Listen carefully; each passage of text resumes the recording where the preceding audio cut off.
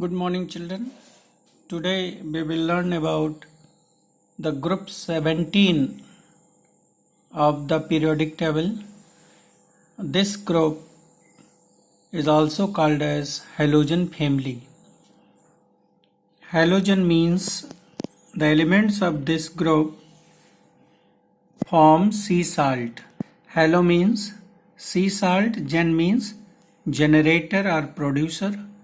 So elements of this group generally form sea salt like sodium chloride, sodium bromide. So chlorine and bromine belongs to this group. Now elements of this group are fluorine, chlorine, bromine, iodine and astatine. Fluorine, which is the most reactive halogen, and because of its chemical reactivity it is also called as superhalogen. Its abundance in the earth crust is very small. It is 0.07%, and it is also found in bone and teeth of animals. In earth crust it is found in the form of fluorspar, calcium fluoride, and craolite, that is Na3AlF6.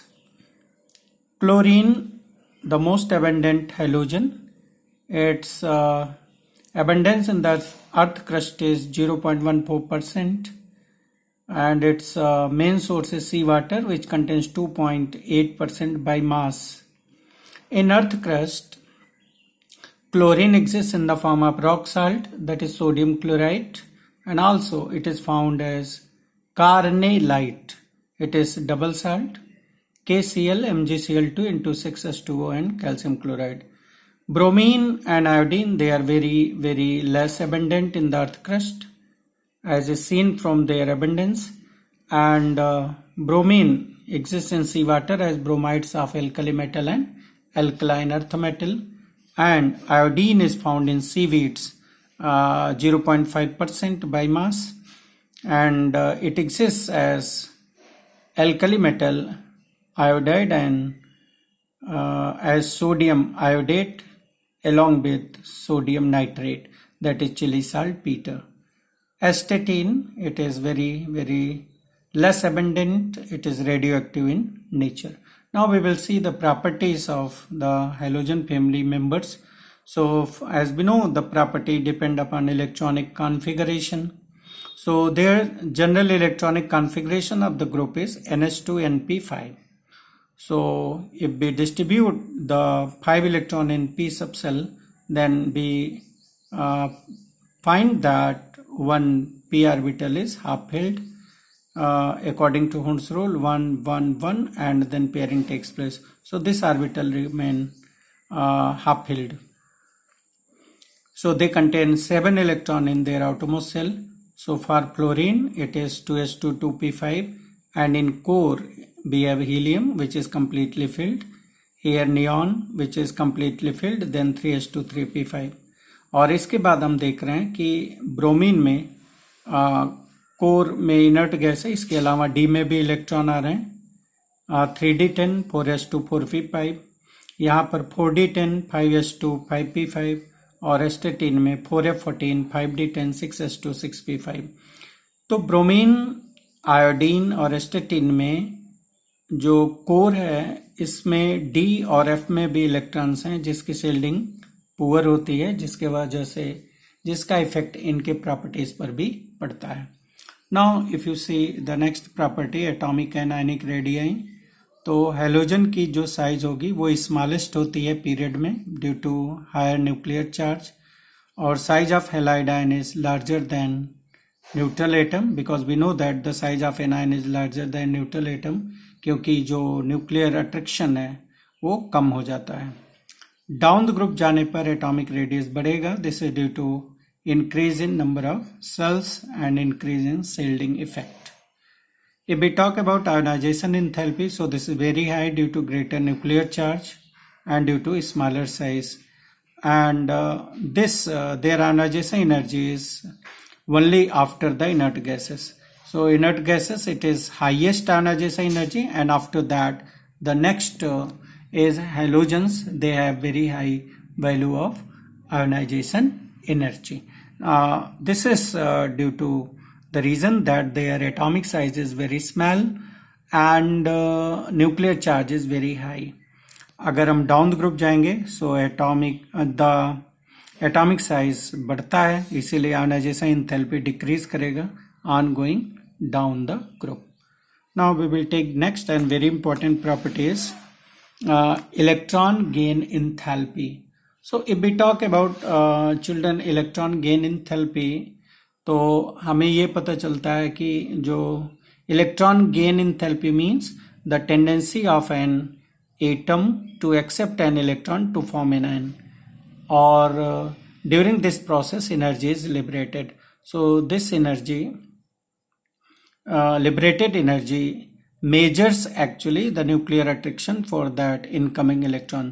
तो जितना ज़्यादा liberated energy होगी, electron gain enthalpy is actually negative, तो ये जितना ज़्यादा negative होगी उसकी इलेक्ट्रॉन एफिनिटी उतना ही ज़्यादा होगी. मतलब उस एटम की इलेक्ट्रॉन को एक्सेप्ट करके एनायन बनाने की टेंडेंसी उतना ही ज़्यादा होगी. तो इलेक्ट्रॉन गेन एंथैल्पी सबसे ज़्यादा फ्लोरीन में होना चाहिए, लेकिन ऐसा देखने को नहीं मिलता है. जो डेल्टा EGH है वो फ्लोरीन की नेगेटिव वैल्यू क्लोरीन से कम है. यहाँ देख रहे हैं आप -333, क्लोरीन का 349 है. तो फ्लोरीन की जो इलेक्ट्रॉन गेन एंथैल्पी है वो क्लोरीन से कम होती है. This is due to very small size of fluorine atom and inter electronic repulsion in second shell. जो इलेक्ट्रॉन आ रहा है इसके सेकंड सेल में स्टेब्लिश होने के लिए, चूंकि सेकंड सेल में ऑलरेडी 7 इलेक्ट्रॉन है, तो इन इलेक्ट्रॉन से ये रिपल्सन फील करता है, जिसकी वजह से इस इनकमिंग इलेक्ट्रॉन के लिए जो न्यूक्लियर अट्रैक्शन हो जाएगा वो वीक हो जाएगा and electron is not gained easily. So that's why the electron gain enthalpy of fluorine is lower than chlorine. लेकिन उसके बाद भी आप देखिए डाउन द ग्रुप जाने पर फिर वापस ये डिक्रीज करने लगता है, क्योंकि साइज एटॉमिक साइज बढ़ती है. तो जैसे जैसे एटॉमिक साइज बढ़ेगी न्यूक्लियर अट्रैक्शन क्या होगा, कम होने लगेगा, और न्यूक्लियर अट्रैक्शन इनकमिंग इलेक्ट्रॉन के लिए कम होगा, तो इलेक्ट्रॉन को गेन करने की टेंडेंसी भी कम हो जाएगी. इसके बाद बच्चों अगर हम इलेक्ट्रोनेगेटिविटी की बात करें, so they are the most electronegative element of the periodic table, और इसमें fluorine is the most electronegative, जिसकी वैल्यू 4.0 है ऑन पॉलिंग स्केल. और उसके बाद डाउन द ग्रुप जाने पर देखिए इलेक्ट्रोनेगेटिविटी डिक्रीज कर रही है. उसका वजह है कि साइज इनकी बढ़ेगी और जो tendency to pull the shared pair electron है वो कम होता जाएगा. नेक्स्ट प्रॉपर्टी है atomicity. So they all are diatomic, क्योंकि इनके आउटमोस्ट सेल में 7 इलेक्ट्रॉन होता है. So they share 1 electron to complete their octet. तो that's why they exist in diatomic form. All are diatomic, F2, Cl2, Br2, I2. And seventh is melting point, boiling point. The fluorine and chlorine are gases. Their melting point, boiling point are quite low. So this is due to weak van der Waals force of attraction. Bromine is liquid because as we go down the group, size बढ़ेगी, van der Waals force of attraction बढ़ जाएगा, जिसकी वजह से bromine liquid है और iodine solid है. Enthalpy of dissociation, this is very very important from examination point of view. Trend पूछा जाता है. Enthalpy of dissociation means amount of energy required to break the bond existing in the molecule to convert the molecule into atomic form. तो इसको break करने के लिए हमें क्या चाहिए, एनर्जी देना पड़ेगा.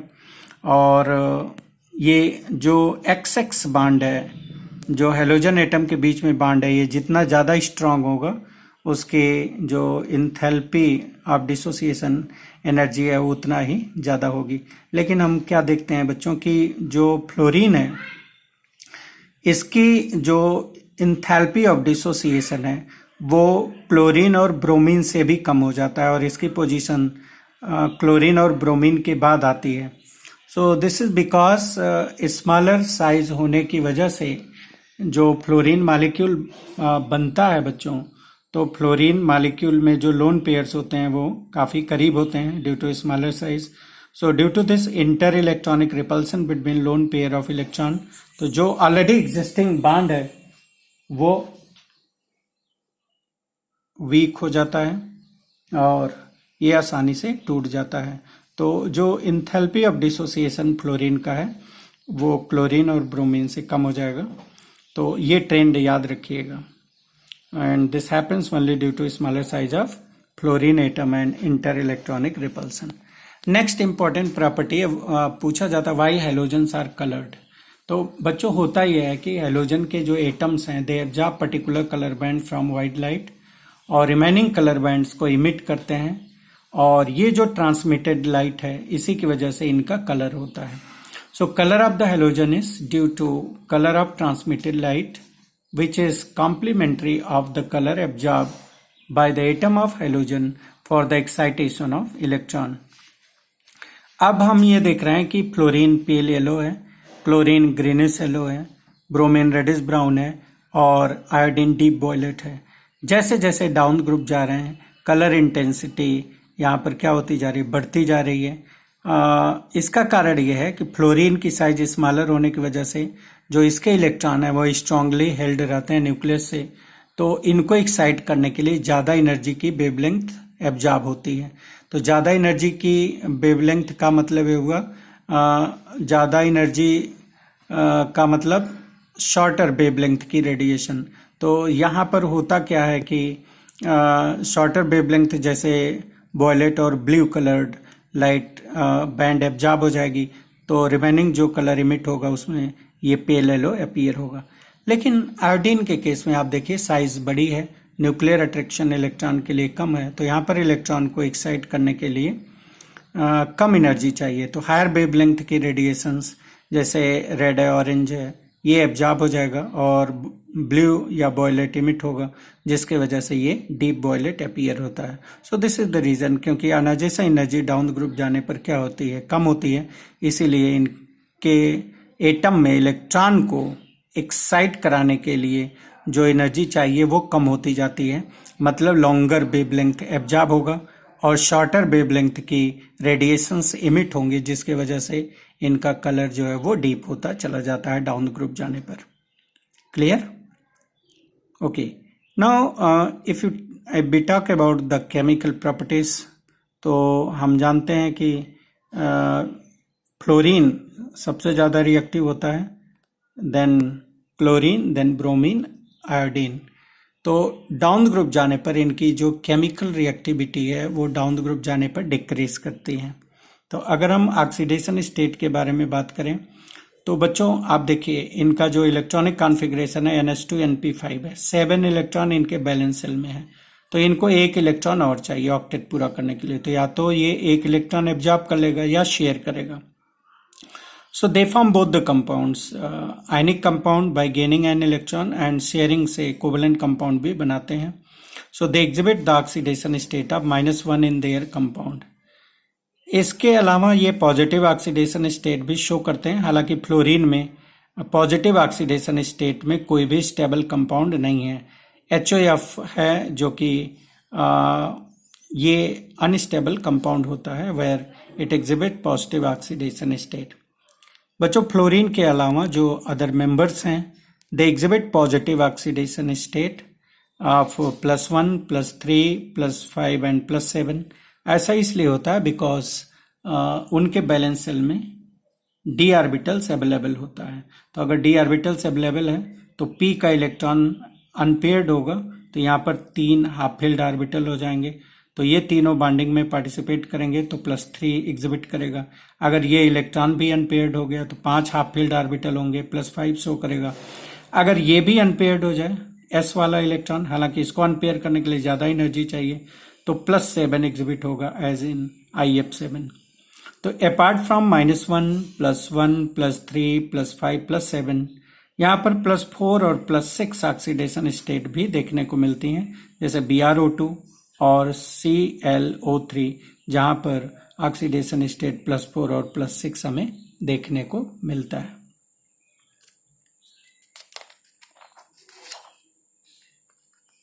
अगर बच्चों हम रिएक्टिविटी ऑफ हैलोजन की बात करें सबसे पहले, तो हम ये देखते हैं कि हैलोजेंस आर हाईली रिएक्टिव और इनके रिएक्टिव होने का दो मेन कारण है। पहला, इनका जो बॉन्ड डिसोसिएशन एनर्जी है वो लो होगी, और दूसरा कारण है कि इनकी जो इलेक्ट्रॉन गेन इंथैल्पी है ये मोर नेगेटिव होती है, जिसके वजह से they accept the electron very easily to form an ion, और डाउन द ग्रुप जाने पर रिएक्टिविटी क्या करेगी, डिक्रीज करेगी। ऑक्सीडाइजिंग पावर की अगर हम बात करें बच्चों, तो halogens are good oxidising agent. इनकी ऑक्सीडाइजिंग पावर ज़्यादा होती है, क्योंकि हम जानते हैं कि ऑक्सीडाइजिंग एजेंट वो होता है जो कि दूसरे एटम से इलेक्ट्रॉन को एक्सेप्ट करे, और इलेक्ट्रॉन को एक्सेप्ट करने की टेंडेंसी को हम मेजर करते हैं इलेक्ट्रॉन एफिनिटी के रूप में या नेगेटिव इलेक्ट्रॉन गेन इंथैल्पी के रूप में। तो हम ये देखते हैं कि इनकी जो नेगेटिव इलेक्ट्रॉन गेन इंथैल्पी है वो काफ़ी हाई है, मोर नेगेटिव है, तो जिसके वजह से they all are good oxidising agent. और जो ऑक्सीडाइजिंग पावर है वो डाउन ग्रुप जाने पर डिक्रीज कर रहा है। फ्लोरीन का ऑक्सीडाइजिंग पावर सबसे ज़्यादा है, फिर क्लोरीन, ब्रोमीन और आयोडीन का। इसका मतलब फ्लोरीन क्या हुआ कि फ्लोरीन अपने से नीचे के सभी हैलाइड आयन को ऑक्सीडाइज कर सकता है और खुद रिड्यूस हो जाता है। तो फ्लोरीन खुद रिड्यूस होता है, that's why it is very good oxidising agent.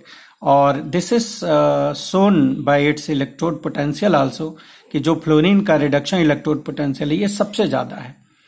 तो इलेक्ट्रोड पोटेंशियल क्या है, it is tendency of any process to take place. तो अगर रिडक्शन इलेक्ट्रोड पोटेंशियल ज़्यादा है तो इसका मतलब इसकी रिड्यूस होने की टेंडेंसी ज़्यादा है फ्लोरीन की, दैट इज प्लस 2.87, क्लोरीन की कम है 1.36, ब्रोमीन की और कम है 1.09 और आयोडीन की 0.54। तो हम ये देख रहे हैं कि जो रिडक्शन इलेक्ट्रोड पोटेंशियल है वो डाउन ग्रुप जाने पर डिक्रीज कर रहा है, और इनका ऑक्सीडाइजिंग पावर डाउन ग्रुप जाने पर डिक्रीज कर जाता है, as is clear from there reduction electrode potential value. अब यहाँ पर एक बहुत ही इंपॉर्टेंट क्वेश्चन पूछा जाता है, इन टेक्स्ट में भी है, कि ऑल्दो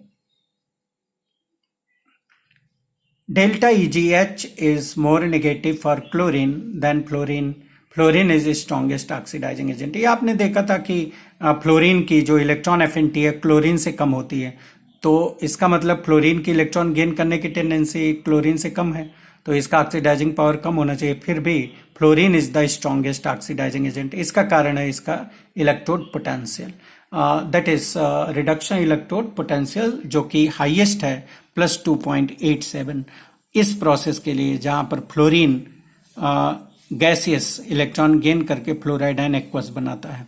तो इस प्रोसेस के लिए जो इलेक्ट्रोड पोटेंशियल है वो है प्लस 2.87।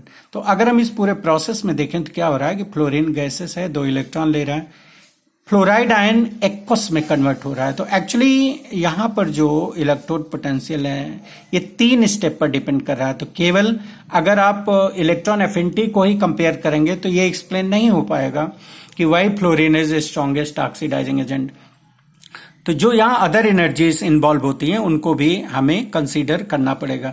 तो इस डिटर्मिनेशन में एक्चुअली 3 स्टेप इन्वॉल्व होते हैं, 3 तरह की एनर्जीज इन्वॉल्व होती हैं। फर्स्ट तो यह है कि जो फ्लोरीन गैस है वो फ्लोरीन एटम में कन्वर्ट हो, मॉलिक्यूल एटम फॉर्म में, तो यहाँ पर इसको डिसोसिएट करने के लिए डिसोसिएशन एनर्जी की जरूरत होगी, जो कि फ्लोरीन की कम है, तो इसलिए ज़्यादा रिएक्टिव है। अगर हम इलेक्ट्रॉन गेन इंथैल्पी की बात करें कि gaseous atom accept an electron to form gaseous anion, तो ये वैल्यू क्लोरीन की ज़्यादा होती है। तो डिसोसिएशन फ्लोरीन का हो गया, लेकिन ये वैल्यू क्लोरीन की ज़्यादा होगी। और अगर हम फिर देखें कि जो गैसियस हैलाइड आयन है ये एक्वस मीडियम में स्टेबलाइज होगा बाय सॉल्वेंट मॉलिक्यूल, जिसको सॉल्वेशन इफेक्ट करते हैं, तो यहाँ की इंथैल्पी चेंज होगी, इंथैल्पी ऑफ हाइड्रेशन, जो कि नेगेटिव है। अब फ्लोरीन की साइज छोटी होने की वजह से फ्लोराइड आयन का हाइड्रेशन इफेक्ट ज़्यादा होगा as compare to chloride ion. तो जो यहाँ एनर्जी लिबरेट हो रही है वो इलेक्ट्रॉन गेन इंथैल्पी जो फ्लोरीन का कम है उसको कंपेंसेट करती है। So due to smaller size of fluoride ion its hydration enthalpy is very high, which accounts for the very high value of reduction electrode potential. तो अगर हम ओवरऑल पर चलें और ये देखें तो जो ये वैल्यू है इलेक्ट्रोड पोटेंशियल की, it depends upon the sum of the three energies, और ये वैल्यू जिसमें ज्यादा नेगेटिव होगा वो प्रोसेस ज्यादा फिजिबल होगा। जैसा कि हम जानते हैं more negative the enthalpy changes more feasible is the process. तो अगर हम कंपेयर करें तो फ्लोरीन के केस में चूंकि डिसोसिएशन एनर्जी रिक्वायर्ड होती है तो ये फ्लोरीन का कम है, ये क्लोरीन का ज्यादा है, लेकिन हाइड्रेशन एंथैल्पी फ्लोराइड आयन की कहीं ज्यादा है। तो ओवरऑल मिला करके जो fluorine to fluoride ion aqueous process है उसके लिए जो delta S total more negative हो जाता है, यही कारण इसका इलेक्ट्रोड पोटेंशियल वैल्यू क्या होती है, ज्यादा आती है। Now reactivity towards hydrogen, all the halogens have very strong affinity towards hydrogen. They react with hydrogen to form HX type of halide like HF, HCl, HBr, HI, और reactivity जो है वो डाउन ग्रुप जाने पर कम हो रही है। Fluorine is more reactive than chlorine, than bromine and then iodine. Preparation के लिए देखिए हाइड्रोजन हैलाइड को प्रिपेयर करने के लिए आपको मेटल साल्ट ले लेना है। जैसे फ्लोराइड का मेटल साल्ट ले लीजिए, कॉन्क H2SO4 से ट्रीट करिए, आपको HF मिल जाएगा। सिमिलरली क्लोराइड का साल्ट ले लीजिए NaCl, कॉन्क H2SO4 से रिएक्शन कराइए, आपको HCl मिल जाएगा।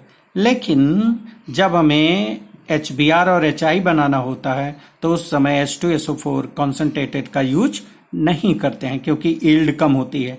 उसका कारण ये है कि कॉन्सेंट्रेटेड H2SO4 जो है ये ऑक्सीडाइजिंग एजेंट का भी काम करता है और ये HBr को ऑक्सीडाइज कर देता है ब्रोमीन में, HI को ऑक्सीडाइज कर देता है आयोडीन में। या आप ऐसा बोलिए कि जो HBr और HI बनते हैं they are good reducing agent, तो ये H2SO4 को रिड्यूस कर देते हैं SO2 में। तो इस वजह से भी ये खुद ऑक्सीडाइज हो जाते हैं और जो यील्ड आती है, जो प्रोडक्शन होता है वो कम होता है। तो अगर हमें HBr और HI बनाना है तो हमें उनका मेटल साल्ट लेना है और उसका reaction non oxidizing acid like phosphoric acid से कराना है। तो when sodium bromide reacts with phosphoric acid so it form sodium phosphate and HBr। Similarly HI के लिए भी आप रिएक्शन लिख सकते हैं। Now coming to the properties children, ये इंपॉर्टेंट है कि why HF is liquid, HCl is gas, क्योंकि HF के केस में यहाँ पर वेरी हाई डिग्री ऑफ क्या है, हाइड्रोजन बॉन्डिंग है। यहाँ से भी हाइड्रोजन बॉन्डिंग, यहाँ से भी हो सकता है, यहाँ से भी, यहाँ से भी, हर जगह से हाइड्रोजन बॉन्डिंग यहाँ पर हो सकती है। तो इस हाइड्रोजन बॉन्डिंग की वजह से जो इसका बॉइलिंग पॉइंट है वो ज़्यादा हो जाता है, इसीलिए ये लिक्विड है। जबकि HCl में क्या होता है, डाइपोल डाइपोल अट्रैक्शन है जिसकी वजह से ये गैस होता है।